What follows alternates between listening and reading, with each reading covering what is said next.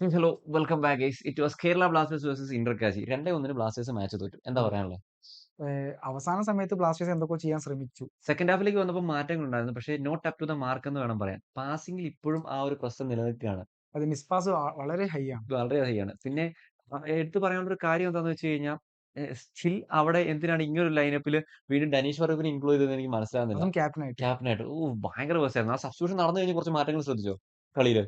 അതെ, അതെ. ഡീപ്പായിട്ട് കേറി പോകുമ്പോഴത്തേക്കും മിഡിലിൽ നിന്ന് പുഷ് ചെയ്യാൻ ആളില്ല. ബോൾ ഉള്ളിലോട്ട് എത്തുന്നില്ല. എത്തുന്നുണ്ടായിരുന്നില്ല. അതുപോലെ തന്നെ പിന്നെ അഴ്സൽ വന്നപ്പോഴാണ് കുറച്ചൊന്ന് മാറ്റം ഉണ്ടായിരുന്നു. പിന്നെ കെവിനെ നന്നായിട്ട് തന്നെ പ്ലേയേഴ്സ് കൂട്ടാൻ ശ്രമിക്കുന്നുണ്ട്. കെവിൻ കെവിൻ എപ്പോ ബോൾ എടുത്താലും ഒരു 4 ഡിഫൻഡേഴ്സ് അവിടെ ഉണ്ട്. പക്ഷേ കെവിൻ അവിടെ മറികടന്ന് നല്ല പാസുകൾ കൊടുക്കുന്നുണ്ട്. പക്ഷേ കൺവേർട്ട് ചെയ്യാൻ സാധിക്കുന്നുണ്ടായിരുന്നില്ല. പ്ലേയേഴ്സ് തമ്മിൽ ഒരു കോർഡിനേഷൻ ഇല്ല. ഫീൽ ചെയ്യുന്നില്ല. പിന്നെ ഓൾറെഡി നമ്മൾ പറഞ്ഞ പോലെ തന്നെ ഈ പ്ലേയേഴ്സിനെ നിലനിർത്താതെ ഫ്രണ്ടിലേക്ക് പോകുമ്പോ ഫ്യൂച്ചറിലേക്ക് പോകുമ്പോ മാറ്റങ്ങൾ ഉണ്ടാവുമെന്ന് തോന്നുന്നില്ല. ഇതിപ്പോ ഒരു സീസൺ കഴിയുമ്പോൾ അടുത്ത പ്ലേയേഴ്സ് വരുന്നു. അവർക്ക് തമ്മിലൊരു കമ്മ്യൂണിക്കേഷൻ സെറ്റ് ആയി വരുമ്പോഴത്തേക്കും ആ സീസൺ തീരുന്നു. അതുകൊണ്ടൊരു ഓൾറെഡി ഇത് ഷോർട്ട് ലീവ് ആണ്. പക്ഷേ ഈ ഒരു ഇത് വെച്ചിട്ട് ഹോമിൽ വീണ്ടും ഒരു തോൽവി എന്ന് പറയുന്നത് ബ്ലാസ്റ്റേഴ്സിനെ സംബന്ധിച്ച് ഭയങ്കര ഭയങ്കര ബാഡ് അടിക്കും. ഇപ്പൊ പോയിന്റ് ടേബിൾ 13ാം സ്ഥാനത്തേക്ക് നമ്മൾ വന്നിട്ടുണ്ട്. So relegation.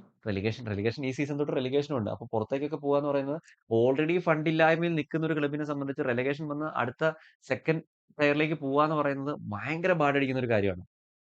അപ്പൊ ഇനിയുള്ള മത്സരങ്ങൾ വിജയിക്കുക എന്നുള്ളതാണ് ഫസ്റ്റ് പ്രയോറിറ്റി. പിന്നെ വിജയിച്ചില്ലെങ്കിൽ പോലും ഒരു സമനില. സമനിലയെങ്കിലും ഉണ്ടായിരുന്നെങ്കിൽ സന്തോഷമുണ്ടായിരുന്നു. എനിക്ക് ഇന്ന് ആദ്യമായിട്ടാണ് ബ്ലാസ്റ്റേഴ്സിന്റെ മത്സരത്തിന് കലൂരിലെ ഈ ഒരു സ്റ്റേഡിയം ഇത്ര ആ വേക്കന്റ് സ്പേസ് നമ്മൾ അതെ, കാണുന്നത്. അതെ, അതെ. ആൾക്കാര് ആദ്യം വളരെ കുറവായിരുന്നു. ആ ഈസ്റ്റ് ഗാലറി മാത്രമാണ് കുറച്ച് ആൾക്കാരുണ്ടായിരുന്നത്. അതും ഈസ്റ്റ് ഗാലറി ഫുള്ളി ഒക്യുപൈഡ് ആയിരുന്നില്ല എന്നാണ് തോന്നുന്നത്. പക്ഷെ നമ്മൾ പറയാതിരിക്കാൻ പറ്റില്ല. ജയ്ക്ക് വന്നതിന് ശേഷം കുറച്ച് മാറ്റങ്ങൾ കാണുന്നുണ്ടായിരുന്നു. പക്ഷെ ആ ഒരു ഓൾ ഔട്ട് ചെയ്ത് അറ്റാക്കിലേക്ക് പോകുന്ന രീതിയിലേക്ക് വന്നു കഴിഞ്ഞപ്പോഴത്തേക്കാണ് രണ്ടാം ഗോൾ വന്നത്. ആ രണ്ടാം ഗോളിൽ പ്രശാന്തിന്റെ റൺ ഭയങ്കര അടിപൊളിയായിരുന്നു. അമ്മാതിരി സ്പ്രിന്റാണ് റൈറ്റ് വിങ് കൂടെ ഇട്ട് പുള്ളി ആ ക്രോസ് അതെ, കൊടുത്തത്. പ്രശാന്തിന്റെ ആ ഒരു സ്പ്രിന്റ് കാരണം തന്നെ രണ്ടാമത്തെ ഗോൾ തന്നെ ഗോൾ വന്നിട്ടുണ്ടായിരുന്നു. ഇന്റർകാശി അടിച്ചത് തന്നെ. ഉം. പിന്നെ ഒട്ടും പറയാതിരിക്കാൻ പറ്റില്ല. കെവിൻ യോക്ക് ഇന്നും അദ്ദേഹത്തിന്റെ ആ ഒരു പുള്ളിയുടെ കളി ക്വാളിറ്റി കാണിച്ചു. കളിക്കുന്നുണ്ട്. പക്ഷെ ആ ഒരു ക്വാളിറ്റി മറ്റു പലരും കാണിക്കുന്നില്ല എന്നുള്ളൂ. നവോച്ചൊക്കെ എന്ത് ബാഡ് ആയിട്ടാണ് അതെ, അതെ. കളിച്ചത്. വളരെ മോശം നവോച്ചയുടെ പാസ് ഒക്കെ ഭയങ്കര ബാഡ് ആയിരുന്നു. ബാഡ് പക്ഷേ ആയിട്ടാണ് കളിച്ചത്. അറ്റ്‌ലീസ്റ്റ് ആ ഒരു പാസ് അക്യുറസി എങ്കിലും കുറച്ച് ബെറ്റർ ആക്കിയിരുന്നെങ്കിൽ കുറച്ചുകൂടെ ബെറ്റർ ആയിരുന്നു. സെക്കൻഡ് ഹാഫിലേക്ക് വന്നപ്പോൾ കളിയിൽ മാറ്റം ഉണ്ടായെങ്കിലും അത് റിസൾട്ടിൽ വലിയ മാറ്റം ഉണ്ടാക്കിയില്ല എന്നുള്ളതാണ്. ഒരു ഗോൾ അടിക്കാൻ സാധിച്ചു. ഗോൾ രഹിതരായിട്ട് നിന്നിട്ടില്ല. ഫൈനലി ഒരു ഗോൾ വന്നു. 2 മത്സരത്തിന് ശേഷം 3ാം മത്സരത്തിൽ ഒരു പക്ഷേ ഗോൾ. എന്താ വെച്ചാൽ നമ്മൾ സാറ്റിസ്ഫൈഡ് അല്ല പ്ലെയിൽ. ഫസ്റ്റ് ഹാഫ് ഉറക്ക ഗുളികയായിരുന്നു. ഓഹ്! ശരിക്കും ഉറങ്ങിപ്പോയി.